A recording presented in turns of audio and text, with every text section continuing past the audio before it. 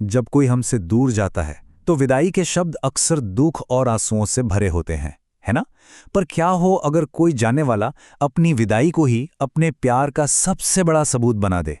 आज हम 17वीं सदी की एक ऐसी ही कमाल की कविता को समझने जा रहे हैं, जहां एक प्रेमी अपनी यात्रा पर निकलने वाला है, लेकिन उसके अलविदा कहने का अंदाज हमारी सोच से बिल्कुल परे है। चलिए इस अनोखी विदाई के पीछे छिपे प्रेम और तर्क की दुनिया में चलते हैं। देखिए, कविता शुरू होते ही एक बहुत बड़ा आश्वासन मिलता है। प्रेमी अपनी प्रेमिका से साफ साफ कहता है, मैं इसलिए नहीं जा रहा कि मैं तुमसे ऊब गया हूं या मुझे दुनिया में तुमसे बेहतर किसी की तलाश है। मतलब किसी भी शक या गलतफहमी की गुंजाइश को पहली ही लाइन में खत्म कर दिया गया है। ये एक बहुत ही पावरफुल शुरुआत है। और यहीं से ये कविता सच में दिलचस्प हो जाती है। अगर वो उससे थका नहीं है और ना ही किसी और को ढूंढ रहा है, तो फिर जाने की ऐसी क्या मजबूरी है? ये सवाल ही इस पूरी कविता का केंद्र है, और प्रेमी के पास इसका एक बहुत ही अनोखा, शायद थोड़ा अजीब सा जवाब है। और जवाब ये है कि उसे जाना है ताकि वो मरने की प्रैक्टिस कर सके। हाँ, सुनने में अजीब लगता है ना? उसका तर्क ये है कि मौत तो एक दिन आनी है, तो क्यों ना इस छोटे से बिछो को एक रिहर्सल की तरह देखा जाए। ये एक तरह से उस आखिरी विदाई के डर को कम करने का तरीका है। मानो वो कहला हो, अगर हम इस छोटी सी जुदाई को सह गए तो वो बड़ी जुदाई भी आसान लगेगी।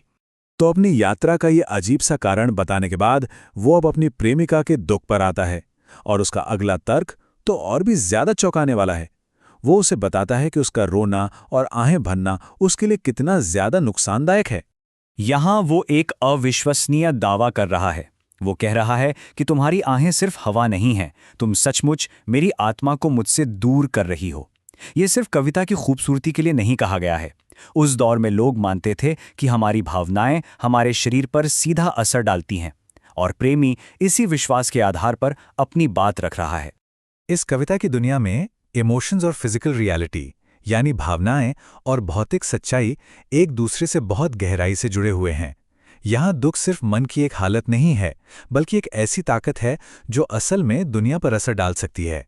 और यही सबसे जरूरी बात है। प्रेमी का मानना है कि वो दोनों एक हैं, उनकी आत्माएं जुड़ी हुई हैं। इसलिए जब प्रेमिका दुखी होती है तो इसका असर सिर्फ उस पर नहीं पड़ता, ये सीधा सीधा प्रेमी को शारीरिक रूप से नुकसान पहुंचाता है, क्योंकि वो एक ही जान है। ये लाइन इस विचार को और भी मजबूत करती है। वो उसके आंसुओं को निर्दयता से दयालु कहता है। एक कमाल का विरोधाभास है। ये आंसू दयालु हैं क्योंकि वो प्यार से निकले हैं, लेकिन निर्दयी हैं क्योंकि वो सच में उसके जीवन का खून सुखा रहे हैं। वो एक तरह से कह रहा है, अगर तुम सच में मुझसे प्यार करती हो तो तुम मेरा जीवन इस तरह बर्बाद नहीं करोगी। अब अपनी प्रेमिका को रोने से रोकने के लिए प्रेमी एक बहुत ही शक्तिशाली और लॉजिकल उदाहरण देता है। वो प्रकृति की तरफ देखता है ताकि ये साबित कर सके कि उसका जाना बस कुछ समय के लिए है और बिल्कुल नेचुरल है। वो कहता है, जरा सूरज को देखो, वो कल रात चला गया था लेकिन आज फिर यहीं है। वो अपनी बात को साबित करने के लिए सूरज की यात्रा को एक मॉडल की तरह इस्तेमाल कर रहा है, ये दिखाने के लिए कि वापस आना कितना पक्का हो सकता है। यहां प्रेमी अपनी और सूरज की यात्रा की तुलना करता है। वो कहता है कि सूरज के पास तो लौटने का कोई कारण नहीं है, न कोई इच्छा, न कोई एहसास, जबकि मेरे पास तुम हो जो मेरी सबसे बड़ी प्रेरणा है। सूरज का रास्ता भी छोटा है, मेरे पास तो प्यार के पंख और प्रेरणा है। इसलिए डरो मत, अगर सूरज लौट सकता है तो मैं तो उससे भी तेजी से लौटूंगा। ये एक बहुत ही चालाक और प्यारा तर्क है।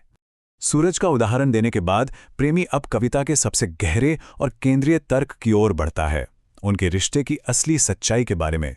यह सिर्फ लॉजिक नहीं, बल्कि एक आध्यात्मिक विश्वास है। वो ये मानकर बात शुरू करता है कि हाँ, इंसान अपनी किस्मत के आगे कितना बेबस है। हम अच्छे वक्त को रोक नहीं सकते और ना ही बीते हुए वक्त को वापस ला सकते हैं, लेकिन हम बुरे वक्त के साथ अक्सर कुछ ऐसा करते हैं जो उसे और भी बुरा बना देता है।